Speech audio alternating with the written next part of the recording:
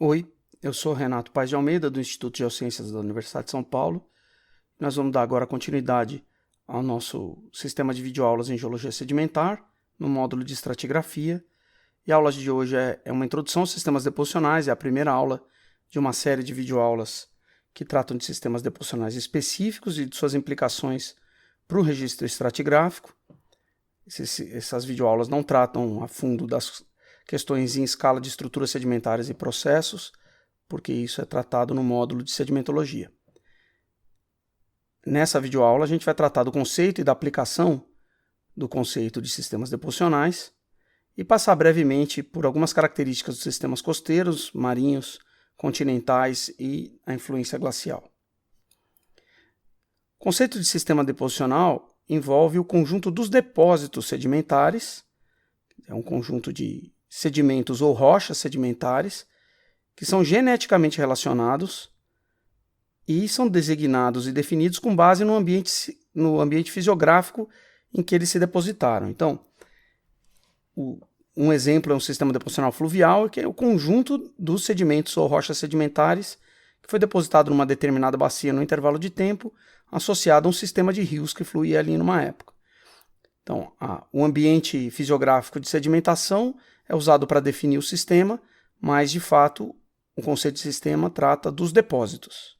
Então, uma classificação comum de sistemas deposicionais é uma classificação que separa os sistemas continentais dos sistemas costeiros e marinhos. Então, se a gente imaginar que a gente tem áreas fonte aqui e um rio que flui para o mar, em trechos desse rio, se ele corre numa bacia, ele pode deixar depósitos sedimentares fluviais numa certa área. Esse é um tipo de sistema deposicional continental. Um sistema deposicional lacustre também dentro de uma bacia é outro tipo de continental. Imagina que isso aqui é um lago. Campos de dunas eólicas é um tipo de sistema deposicional. Vai ter uma característica própria, o vento soprando e retrabalhando sedimentos que já existiam antes. Se você tiver uma bacia que tem uma borda escarpada, você pode ter sistemas de leques aluviais próximo a essas bordas.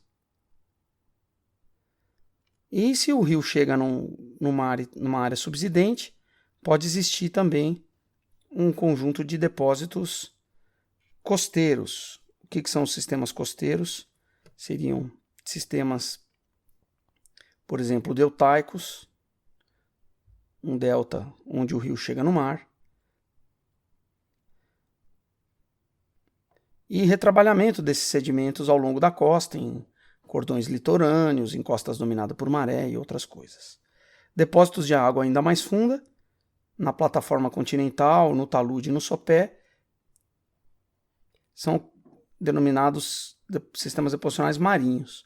Então, existem grandes sistemas de transporte de massa do sopé para a planície abissal, depósitos que ocorrem por retrabalhamento por correntes e aporte vindo dos rios nas plataformas continentais, também sistemas deposicionais marinhos carbonáticos, que diferem desses sistemas que a gente está representando aqui, que são de origem terrígena, ou sistemas deposicionais evaporíticos nas costas. Então, uma série de sistemas que diferem em processos, em produtos, em estratigrafia, em resposta às variáveis externas, que são sistemas deposicionais específicos. Cada um deles é uma área de conhecimento, existem inúmeros trabalhos sobre cada tipo de sistema deposicional, suas variações, particularidades e, principalmente, o poder preditivo que esses modelos conceituais de sistemas deposicionais trazem para as sucessões sedimentares. Então, a principal aplicação do conceito de sistemas deposicionais é a definição de modelos conceituais que são elaborados através da comparação dos sistemas ativos, dos processos que acontecem nos sistemas ativos, com os depósitos antigos e o registro sedimentar. Então, observando os sistemas ativos, é possível se imaginar como é que é a continuidade lateral, os volumes, as espessuras e os tipos de depósitos sedimentares que podem ser encontrados na bacia. Então, normalmente, o dado que se tem em subsuperfície é um dado caracterizado por uma alta resolução em um lugar só da bacia, por exemplo, uma área que tem dados de perfilagem de poço, então você tem uma resolução centimétrica decimétrica e tem algumas amostras de testemunho, alguns dados de calha, e você consegue saber ao longo da estratigrafia da sua bacia, numa seção colunar, em que aqui a gente tem profundidade, e nesse eixo aqui, granulação. Então, esses depósitos aqui são mais grossos, a gente já viu alguns exemplos disso. Esses aqui são mais grossos, e esses daqui são mais finos, mais argilosos, talvez, silt. Então você tem uma seção colunar de alta resolução de um lugar. E normalmente você tem dados de subsuperfície, como seções sísmicas, que tem uma resolução muito menor, que mostram refletores com padrões, que são aqueles que a gente estudou nos módulos de estratigrafia de sequências. Isso com uma resolução muito menor. Então, através de um modelo conceitual de sistemas deposicionais, comparando com sistemas ativos, é possível se interpretar com esses dois dados, ou talvez com apenas um deles, com menos certeza, quais são os sistemas deposicionais envolvidos num dado nível estratigráfico, no intervalo, e com base nisso ter uma predição do que acontece numa escala de interesse, que é uma escala que tem mais resolução do que o típico dado sísmico, e tem uma necessidade de se conhecer continuidade lateral, conectividade de corpos permoporosos ou corpos de interesse econômico, e sem se ter de fato esse dado. Então, como é que isso é feito? Através do estabelecimento de um modelo, você diz, isso aqui é um delta, então se um delta é progradacional, um avanço dos sistemas proximais sobre os distais, eu tenho uma alta resolução em um lugar da bacia, conheço o lugar onde ele está da bacia numa outra escala e consigo imaginar que você vai ter correlações e vai ter corpos que se correlacionam de forma progradacional com, por exemplo, uma planície deltaica, frente deltaica, prodelta. O modelo conceitual, então, e o conceito de sistemas deposicionais, ele é uma das ferramentas que a gente usa para preencher essa lacuna de informação na escala intermediária, que normalmente é uma escala de interesse, a escala de reservatório, o corpo de interesse econômico, para a qual a gente não tem nenhum um bom dado geofísico com alta resolução que permita a visualização tridimensional dos corpos de rocha e nem uma densidade suficiente de dados de alta resolução verticais. Então é um conceito bastante útil, bastante difundido, e cada sistema deposicional tem uma série de estudos, tem particularidades. Aqui a gente vai passar apenas as características gerais de cada um. E na videoaula de hoje, mais gerais ainda. Então só um breve vislumbre com imagens do Google Earth de como é que se comportam certos sistemas deposicionais. Isso aqui é um sistema de leques aluviais, são correntes de água que fluem na superfície, só que não apenas através de canais, há elementos de fluxo desconfinado, ou quase desconfinado, na verdade, e alguns com característica de uma reologia diferente, por um teor exagerado de lama em suspensão, muda a reologia do fluxo, coisas que a gente vai ver em detalhe em outras videoaulas. Mas na presença de escarpa, uma sucessão de depósitos continentais numa área pequena, note a escala aqui é só 1 km, não vão a muitas distâncias, com grande declividade, granulação grossa, um sistema que tende a se espalhar por águas correntes de superfície transportando sedimentos, isso aí chama leque aluvial. Tem uma série de modelos de faces para leques aluviais. Da mesma forma, sistemas fluviais, esse aqui um rio que corre para norte, tem características próprias. A água corrente leva muito sedimento, mas deixa parte do sedimento depositado em elementos específicos.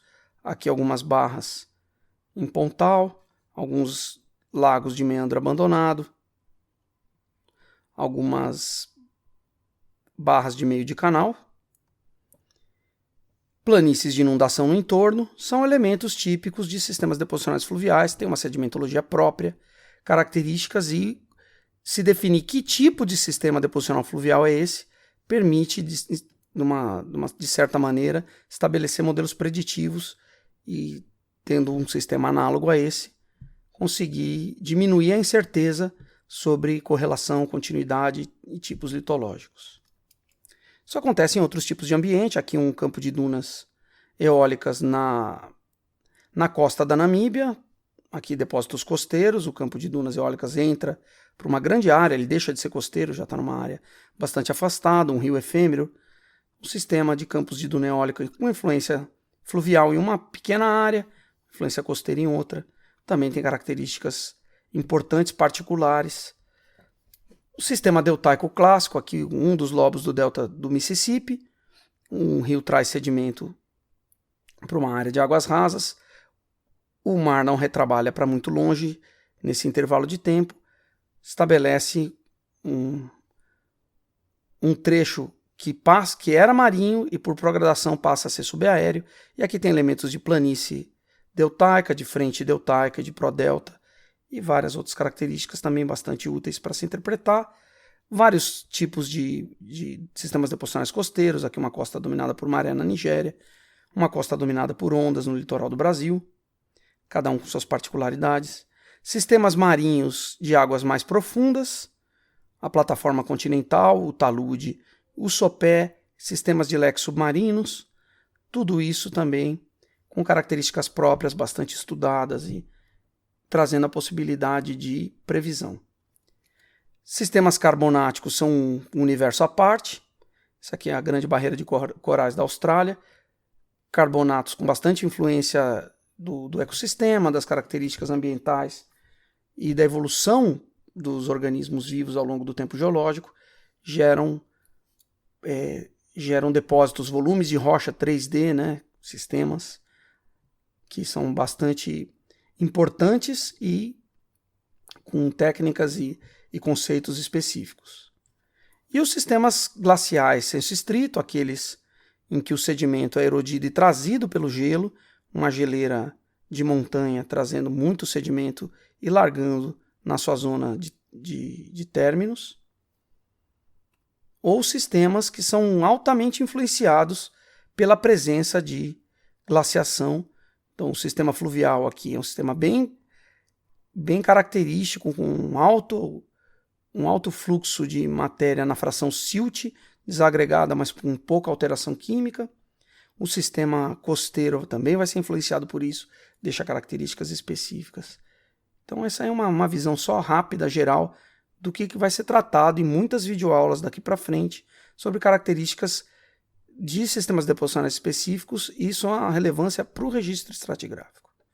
E uma questão que a gente vai abordar em todas essas videoaulas, no módulo estratigrafia a gente está preocupado basicamente com mecanismos de preservação e as implicações disso para a correlação cronológica e litológica. Então aqui tem uma coisa interessante que a gente tem que discutir, é que os sistemas deposicionais são dinâmicos. Os depósitos sedimentares fazem com que haja uma alteração gradual da fisiografia. Então aquele lobo terminal do delta do Mississippi, que mostra que essa região aqui, especificamente, por registros históricos, se sabe que foi formada por sedimentos que construíram esse aterro, dizendo assim, essa área de águas rasas, chegando a uma configuração parecida com a atual em 1839. Esse lobo aqui foi construído até 1860. Esse aqui, 1874. E esse aqui, 1891. Então isso aqui foi mudando a uma taxa muito alta de transformação. Note essa escala aqui, que é uma escala de quilômetro, e áreas muito extensas sofreram deposição e passaram a ser áreas emersas com domínio de processos aluviais na planície deltaica muito rapidamente e de forma diacrônica nessa escala. Então, cada pequeno lobo desses depositado em uma certa época, isso sem nenhum controle de variação do nível do mar, é um processo que é intrínseco ao sistema e a gente chama de autogênico. Ele vai se sobrepor nessas escalas de 10 a 0 até a 10 a quarta anos aos processos halogênicos que a gente já investigou bastante nas aulas específicas da estratigrafia de sequência, como alterações no aporte sedimentar externo lá nas fontes, mudanças na taxa de subsidência ou mudanças no nível relativo do mar. A mesma coisa acontece em sistemas aluviais. Esse aqui é o rio Kosi, no pé do Himalaia, e de 1731 a 2008 esse sistema fluvial sofreu uma série de mudanças abruptas na posição do canal principal do rio, e isso é claro que deixa um registro estratigráfico claro, depósitos de cinturões de canais em áreas diferentes, no mesmo nível estratigráfico, mas com diacronismo na escala de poucas centenas de anos.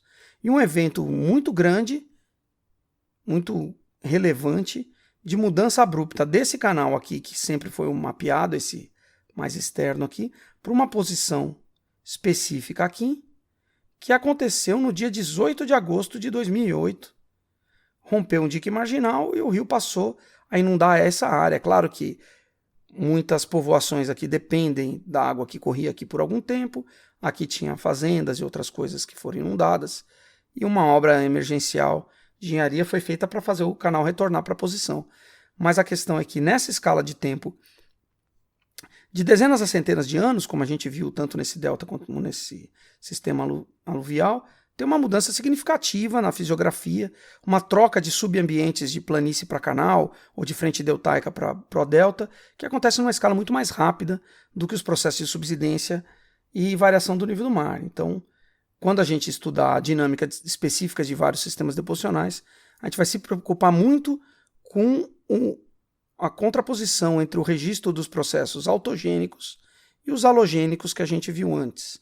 Existem certas correntes que, pelo grande sucesso da estratigrafia de sequências, tendem a enfatizar a importância dos processos halogênicos, e isso acontece numa determinada escala. Quando a escala chega perto de dezenas de milhares de anos ou menos, aí já começa a ter uma influência, uma interação entre os halogênicos e os autogênicos. E os autogênicos não podem ser esquecidos, eles são de grande magnitude, grande relevância e com implicações importantes para a preservação e para a correlação estratigráfica. Bom, a aula de hoje era essa.